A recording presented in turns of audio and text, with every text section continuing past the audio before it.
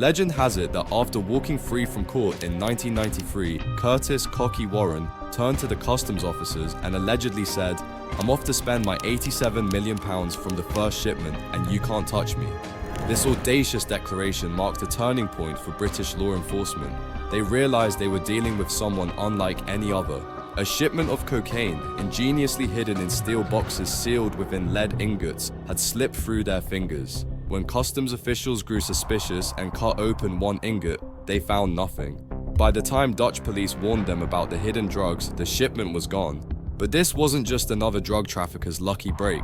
This was Curtis Warren, a man so meticulous he allegedly knew the exact capabilities of customs equipment and designed his smuggling operation specifically to beat them. By 1996, when Dutch special forces finally raided his villa, the scale of his empire became clear. 400 kilos of cocaine, 1,500 kilos of cannabis, 60 kilos of heroin, 50 kilos of ecstasy, nearly 1,000 CS gas canisters, crates of hand grenades, and nearly 400,000 Dutch guilders in cash. This is the story of Curtis Warren.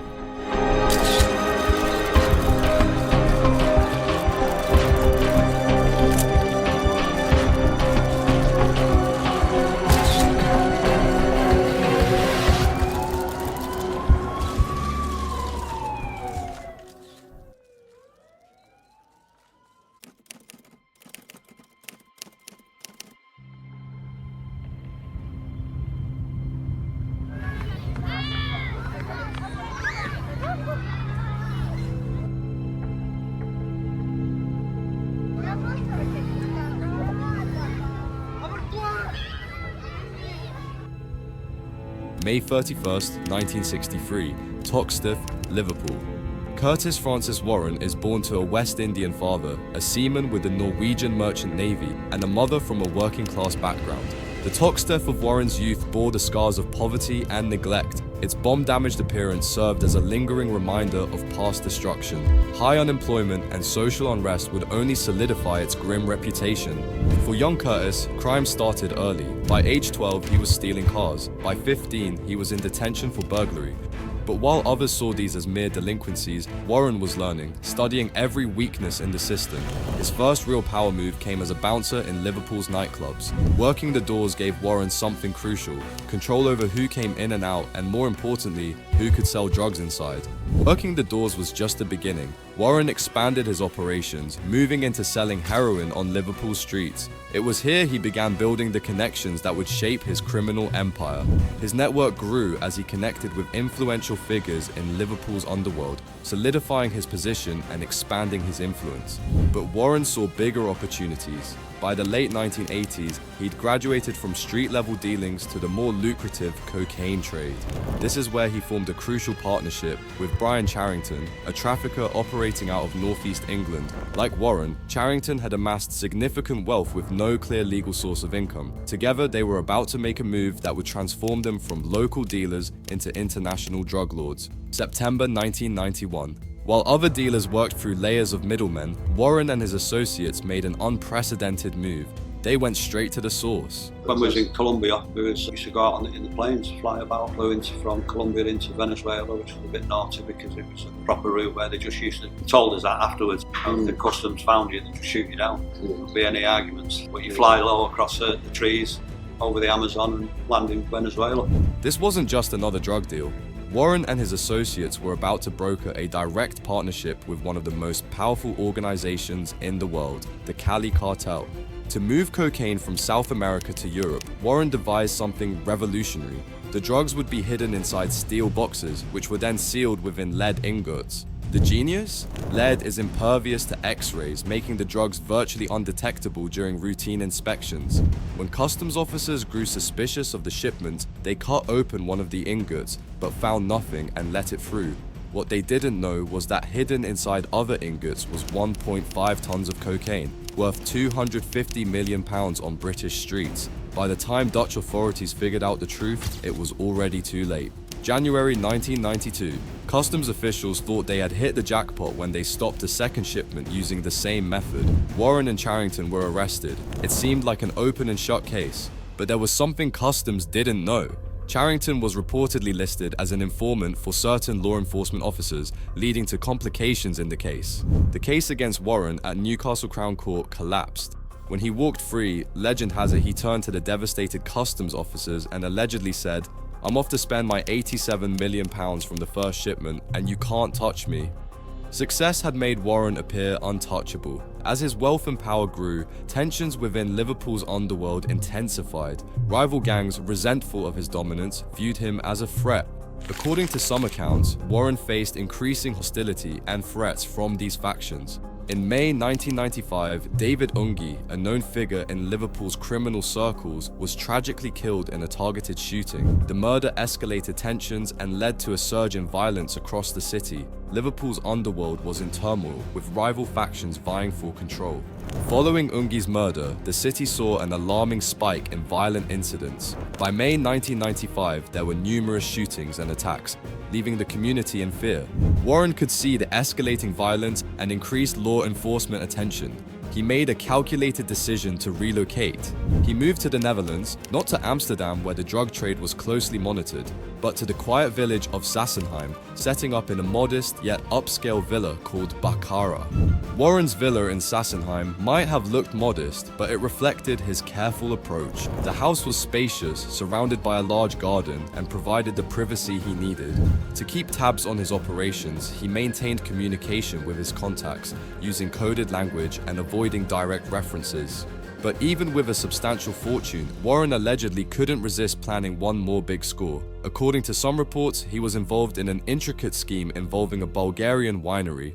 The plan was said to be ingenious. Cocaine would be dissolved into liquid form and suspended inside bottles of Bulgarian red wine. These bottles would then be shipped across Europe and back to Liverpool. Once there, the cocaine would be extracted and sold at a significant profit. What Warren didn't know was that Dutch authorities had been closely monitoring his activities. Extensive surveillance operations were underway. In October 1996, while Warren slept peacefully in his villa, Dutch special forces prepared to move in. The Dutch authorities didn't just target Warren's villa. They launched coordinated raids on several addresses tied to his operation. At one location, they found a container filled with lead ingots. Using industrial equipment, they began the painstaking process of examining everything. Eventually, they discovered 400 kilos of 90% pure cocaine hidden inside. But that was just the beginning. Across the other locations, the haul was staggering. 1,500 kilos of cannabis resin, 60 kilos of heroin, 50 kilos of ecstasy, nearly 1,000 CS gas canisters, crates of hand grenades, 3 guns with ammunition, and almost 400,000 Dutch guilders. If Warren's stash had made it to market, the drugs would have been worth an estimated £125 million. His empire was vast, but in that moment, it all came crashing down. A Dutch judge handed him a 12-year sentence, relatively lenient compared to what he might have faced elsewhere. The prosecution in the Netherlands was strategic, aiming to avoid complications that could arise in other jurisdictions. But Warren's story wasn't over. Inside the high-security Nieuw Vossenveld prison, an incident would extend his time behind bars. Turkish prisoner Cemal Göklu, a convicted murderer, reportedly attacked Warren. In the ensuing altercation, Warren defended himself, resulting in Göklu's death. Warren's sentence was extended by 4 years for manslaughter. After serving time in Dutch prison, Warren had a choice. He could have laid low, but just weeks after his release, he made a decision that would lead to his rearrest. He traveled to Jersey, a place where drugs sold for higher prices than on the mainland. Unbeknownst to him, Operation Floss was already in motion. Jersey police created an elaborate surveillance operation. Every move Warren made was monitored. In a short period, he made numerous telephone calls across the region, utilizing phone boxes to avoid detection. They began tailing Curtis Warren and his co-conspirators after a tip-off from the Serious Organised Crime Agency. The gang were hatching a plot to import 180 kilos of cannabis into the island. The prosecution later described him as a prolific criminal, suggesting this was just the beginning of a larger trafficking plan. After a trial, the verdict was guilty. When the judge handed down a 13-year sentence, Warren's response was telling. He reportedly closed the book he had been reading, stood up, and walked out with prison guards. But for authorities, catching Warren wasn't enough. they wanted his fortune. Law enforcement identified millions linked to Warren's assets, but they believed this was just the tip of the iceberg. Estimates of his true wealth varied, with some suggesting figures upwards of £198 million. Through his solicitor, Warren maintained that these claims were exaggerated, insisting he owned little more than modest properties in Liverpool. Despite exhaustive investigations, the bulk of Warren's alleged fortune remained hidden. Authorities pursued a £198 million confiscation order, demanding payment or additional time in prison. Warren, however, remained silent on the matter, refusing to disclose any information about hidden assets. By refusing to pay the confiscation order, Warren faced additional years behind bars. The mystery of his missing millions only deepened. Was his fortune hidden in offshore accounts, invested under aliases, or did it even exist at all? While serving time at HMP Franklin, Warren became involved with prison officer Stephanie Smith-White. Their illicit relationship lasted several months, resulting in Smith-White's dismissal and imprisonment. November 2022. After years behind bars, Curtis "Cocky" Warren was released under strict conditions. These included no possession of assets worth more than £1,000 without approval, restrictions on communication devices, and travel limitations requiring notification to authorities.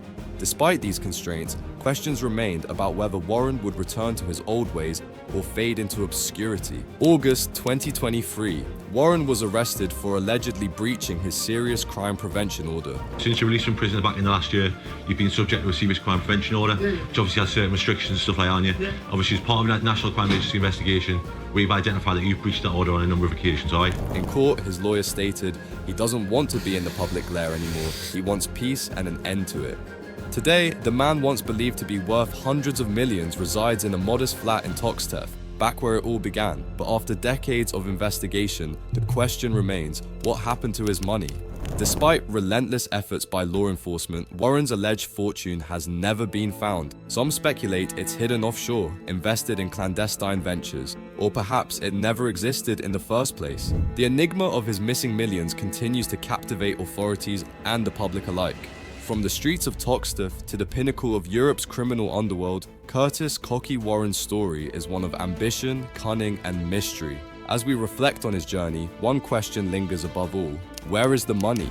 Is his fortune still out there, hidden beyond the reach of law enforcement? Or was it a myth, a smokescreen crafted by a man who thrived on elusiveness? In the end, Warren remains an enigma, a testament to the shadows that cloak the world of organized crime. Thank you for joining us on this deep dive into the life of Curtis "Cocky" Warren. What do you think happened to his fortune? Is it hidden away, waiting to be discovered? Or was it never as vast as believed? Share your thoughts in the comments below. If you found this story captivating, make sure to like and subscribe for more deep dives into the world's most enigmatic figures. Until next time, stay informed and stay intrigued.